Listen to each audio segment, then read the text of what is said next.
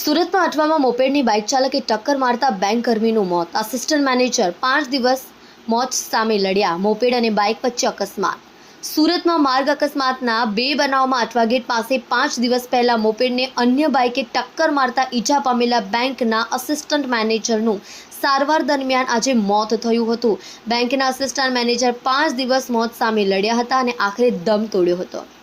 ગંભીર ઇજાગ્રસ્ત bank કર્મીને hospital ખસેડાયા હતા. મળતી માહિતી પ્રમાણે નાનપુરામાં મસરત મંઝિલ ખાતે રહેતા 46 વર્ષીય મુસ્તાક આલમ મોહમ્મદ સાકી રેતીવાલા ગત તારીખ 24 એપ્રિલે રાત્રે ઘોડદો રોડ ખાતે કોટક બેંકથી મોપેડ ઉપર ઘરે જવા નીકળ્યા હતા.